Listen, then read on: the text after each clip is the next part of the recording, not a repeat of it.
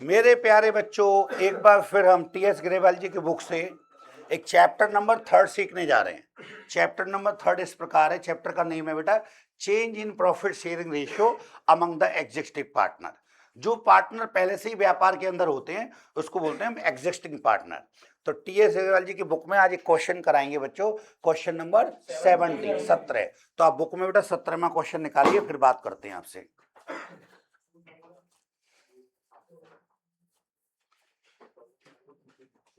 Book में आप लोग 17वां क्वेश्चन देखो बेटा।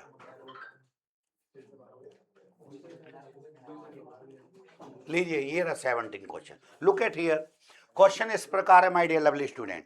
भैया आप please cooperate me. Hello everyone, A and B and C who are sharing profit and losses in the ratio of 5:3:2। एक ही रेशियो के पीछे टीएस ग्रेवाल जी हाथ धो के पड़ गए हैं। हर सवाल में सेम रेशियो बदल दो प्लीज, अब तो बदल दो थोड़ा सा। 5:3:2 decided to share profit, share future profit in the ratio, oh my god इसमें भी वही रेशियो 2:3:5।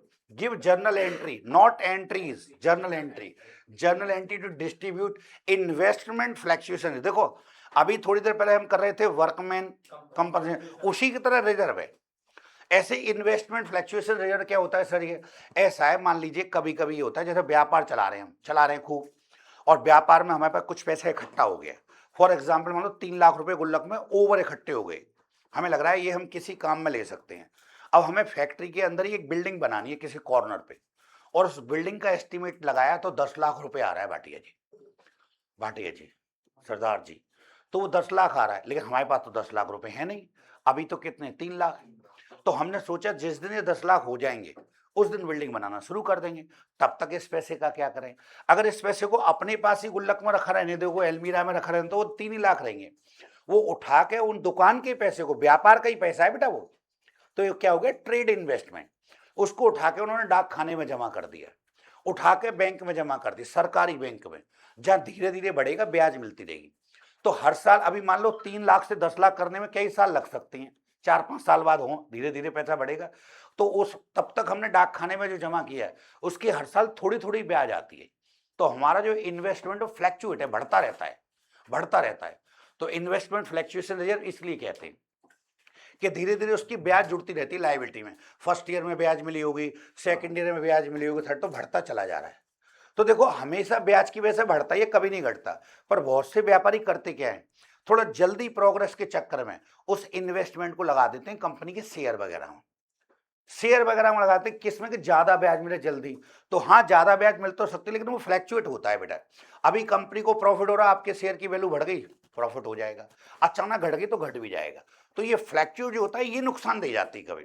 तो हो सकता है हमने कई सालों में पीछे प्रॉफिट कमाया है और जैसे ही नई साल में घुस रहे हैं तो वहां लॉस हो जाता है। तो हालांकि इन्वेस्टमेंट फ्लैक्चुएशन रेयर का डिस्ट्रीब्यूशन भी ओल्ड पार्टनर ओल्ड रेशियो में होता है। बशर्ते एक चीज ध्यान रखनी है कि अगर कुछ लॉस हो रहा है करंट ईयर के दौरान, फॉर एग्जाम्पल मान लो पिछले हमने 5 साल के अंदर धीरे धीरे जो रिजर्व किया है, पैसा बढ़ाया है, वो मान लीजिए 30,000 रुपए बढ़ा लिया, अब तक उस पर 30 ब्याज मिल गई, और करंट ईयर के दौरान चलें तो हमारे इन्वेस्टमेंट जो हमने करे थे 3 लाख रुपए, उसकी वैल्यू अब रह गई है 2,90,000, वैल्यू घट गई। तो करंट ईयर के दौरान 10,000 का उस पर लॉस हो गया। तो कभी भी पूरी पढ़ाई के दौरान अगर किसी वजह से लॉस हो रहा है और उसी की वजह से कोई प्रॉफिट पड़ा है, तो पहले उस लॉस को उस प्रॉफिट से एडजस्ट करते, कवर करते, कि हम ये सोचते हैं कि भाई हमने ये पैसा कवर कर लिया। जैसे मान लो कोई एक बंदा पतंग लूटता है, उसका क्या शौक है, पतंग लूटना। जब सीजन आता है पतंग कटती भागता है, आती धाती खूब पतंग लूटता है और उन पतंग को इकट्ठी करके बेच देता है। तो उसने खूब सारी पतंग लूटी, और मान लो पतंग लूट कर उसने पतंग 3,000 रुपए की इकट्ठी कर ली, और 3,000 रुपए की पतंग बेच सकता है। एक जने से एग्रीमेंट हो गया कि भाई ये 3,000 रुपए की पतंग मैं दूंगा, उसने कहा ठीक है, शाम को 3,000 की पतंग ले जाएंगे। फिर एक पतंग और कट कर आई और फिर उसके पीछे भागा, नंगे पैर भाग लिया, और अचानक उसका कांच पर पैर लग गया, पैर उसका बुरी तरह फट गया बेटा। और उस पैर फटने पर उसकी पट्टी वट्टी जो डॉक्टर साहब को कराने गए, खूब अच्छे से पट्टी करी, ट्यूब दे दिया, और उन्होंने सब दवाई दारू के बेटा अब ये घर पट्टी करते रहना 2-4 से, तभी ठीक हो पाएगा। और पहले दिन वो 500 रुपये खर्च करे आए। तो क्या सोच रहा होगा, यार पतंग लूटने के चक्कर में 500 रुपये का मेरा नुकसान हो गया, पट्टी बन गई। अब शाम को वो सारी पतंगें जो उसने इकट्ठी करी वो 3,000 रुपए बिक रही हैं, तो पतंग लूट लूट कर उसने कितना प्रॉफिट कमाया अब तक? 3,000। और पतंग की वजह से नुकसान कितना हो गया? 500। तो उस प्रॉफिट में 3,000 के प्रॉफिट में से 3,000 के उसी के लॉस को कवर करें तो भी तो 2,500 रुपए का प्रॉफिट है। आप समझ रहे ना? अभी एक से सेम नाम है इसलिए एडजस्ट कर रहे हैं, किसी और चीज का लॉस होता तो शायद एडजस्ट ना करें। तो कहने का मतलब ये था कि सेम नाम का प्रॉफिट पड़ा है, सेम किसी चीज से प्रॉफिट भी हुआ है पास्ट में, और करंट ईयर का लॉस तो पहले उस लॉस को कवर करेंगे, ना कि रिवॉल्यूशन से। रिवॉल्यूशन से तो कब करेंगे? जब एडजस्ट भी ना हो पा रहा हो। फॉर एग्जाम्पल उल्टा हो जाए कि पतंग लूट लूट के तो आपने पैसे इकट्ठे करें 30,000 और कांच पे इतनी बुरी तरह कूद गया कि आपके पैरों में फट गया, जी हो गया, और बड़े हॉस्पिटल में इलाज कराना पड़ा पेरेंट्स को, और 50,000 रुपए खर्च हो गए। तो सॉरी 5,000, 3,000 ही तो रुपए, सॉरी 3,000 ही तो कमाए थे। 3,000 पतंग लूट लूट के अब तक तुमने कमाए हैं, 5,000 इलाज पे खर्च हो गए, तो 3 तो पहले वो चले गए पूरे, और 2 का जो नुकसान होगा वो रिवॉल्यूशन में जाए। पहले जहां तक एडजस्ट हो सकता है वहां तक एडजस्ट, ये सारी बातें इसके दौरान होंगी, एक क्वेश्चन भी बता देंगे। तो चलो बेटा, तो अभी ये क्या कर रहा है कि हमारे पास एक रिजर्व पड़ा हुआ है कितना? 20,000। तो कायदे में 20,000 रेयर बटेगा at the time of change in profit sharing ratio when, अब ध्यान देना, when market value of investment, market में इन्वेस्टमेंट की वैल्यू आज कितनी हो गई है? 95 existing in the books of, जबकि बैलेंस शीट में जब हमने करवाया था तो कै लाख रुपए, 1,00,000 जमा करके आए थे, उस 1,00,000 पर धीरे धीरे पास्ट में ब्याज मिला, लेकिन कंपनी के शेयर की वैल्यू गिर गई अचानक। तो आज जो इन्वेस्टमेंट 1,00,000 का था बाजार, जैसे अभी कल परसों बात आ गई सोने के रेट बढ़ गए घटे, तो बढ़ते तो एकदम जंप ले जाता है, अब आज बढ़ा रहे तो कभी घटा भी देंगे। सिलेंडर की वैल्यू कभी बढ़ती है तो कभी घटेगी, ये लाइफ में चलता रहता है। तो बेटा जब बढ़ती है तो बड़ा फायदा लगता है कंपनी वगैरह को, घट रही है तो नुकसान। तो जो इन्वेस्टमेंट में 1,00,000 रुपए का करके आया था, आज करंट में उसकी वैल्यू मार्केट में कितनी है? 95। तो 5 का मुझे नुकसान हो गया, तो इस नुकसान को कहां से कवर करोगे? उसी इन्वेस्टमेंट फ्लक्चुएशन रेट। तो देखो कैसे करेंगे, अब एंट्री करते हैं इसकी, है ना? ये तो आंसर में देखा बट तो यहां से लिख रहा है आंसर। चलिए शुरू करते हैं। Question number 17, look at here my dear lovely student. Question 17,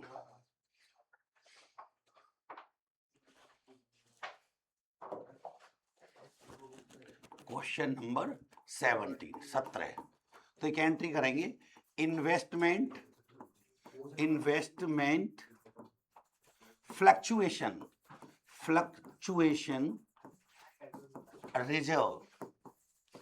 reserve account D R.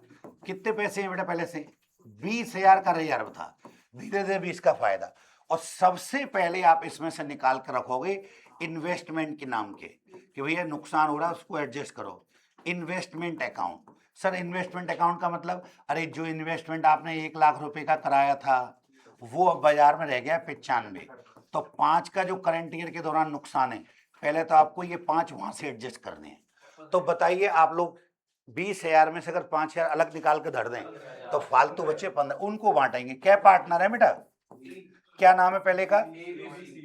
ढंग से बताओ, पक्का एबीसी? ओके, तो A is capital account, A is capital account, B is capital account, और सी इज कैपिटल अकाउंट। बेटा 15,000 रुपए को बांटेंगे, तो 15,000 रुपीज को जब आप बांटोगे, 15,000 रुपए को जब आप बांटोगे, तो एक रेशियो दे रखा था ओल्ड रेशियो, उसमें बांटना है।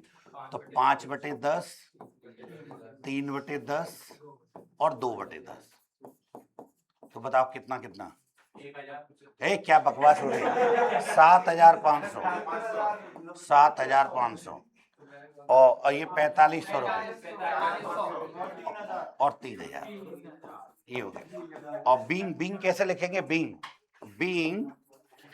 Being investment fluctuation reserve divided by old partner in old ratio. Old partner in old ratio क्या है? ओल्ड रेशियो क्या है बच्चों आपका? 5:3:2। तो 5:3:2 टोटल करा दो, टन एंड एंड ये वाली बात लिखेंगे, and loss on investment adjusted, adjust कर लिया हमने, adjusted from investment fluctuation reserve account. ये हो गया नरेशन। और मजे की बात है ये बच्चों, ये क्वेश्चन भी एक एक एंट्री का बेटा क्वेश्चन आप देख रहे हो पेपर में आते हैं, बस कम मार्क्स में आएगा। जब एंट्री एक है तो 1 नंबर, एंट्री 2 तो 2 नंबर, 3 एंट्री हो 3 नंबर। वैसे 2 नंबर और 5 नंबर के क्वेश्चन आते नहीं है पेपर में। क्वेश्चन आता है या तो 1 नंबर का, या 3 नंबर का, या 4 नंबर का, या 6 नंबर का। ज्यादा 2 और 5 नंबर के सवाल आते नहीं है। तो ठीक है बेटा, ये क्वेश्चन कंप्लीट हो गया, इसको नोट कर लीजिए। मिलते हैं नेक्स्ट वीडियो में, बाय बाय।